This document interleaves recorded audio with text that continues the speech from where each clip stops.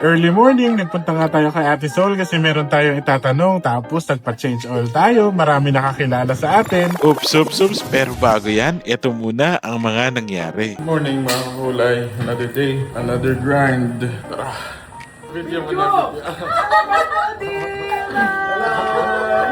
Dito na tayo mga kulay sa beach house. Check natin kung ano naman naging progreso. Tara.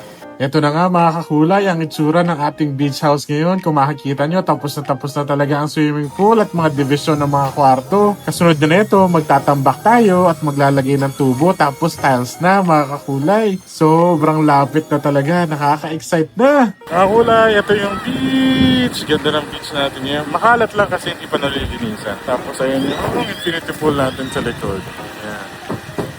Ayan si Ron. Ayan o, infinity pool natin. Tapos ito yung beach sa likod. Right side. Sarap, paligo dyan pag natapos. Konting-konti na lang.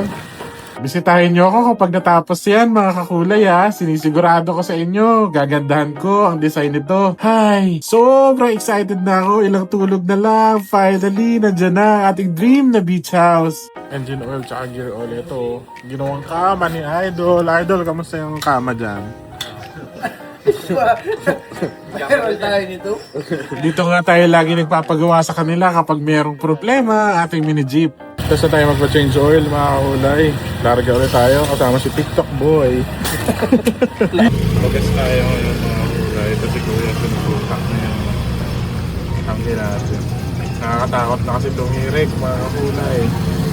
May nangingihan ng sticker dito si Kuya. Salamat sa panonood ng vlogs. Mga kulay, lunchtime. Ito ang food namin ngayon. Meron kami dito corned beef.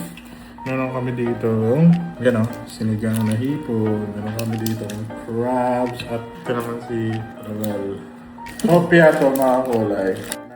Everyday nga, napakasarap ng mga kinakain natin. Talagang everyday is a blessing. Every food is a blessing. Kaya naman, thank you Lord. Thank you Papa Jesus sa lahat ng blessings. Sarap talaga kumain ng seafood dito sa mahal kong Kapalonga kasi napaka-fresh, ang tatamis at ang tataba. Gusto nyo rin ba ng aliwawang ganito kataba? Aba, tara na sa Kapalonga. Bisitahin nyo kami dito mga kakulay. Around 6 hours away lang naman to sa Manila para ka lang bumiyahe ng papuntang Baguio. Sulit na sulit talaga ang biyahe dito mga kakulay. Salamat sa pagsama sa akin sa another food and travel adventure. Bukas ulit ha. Thanks, bye!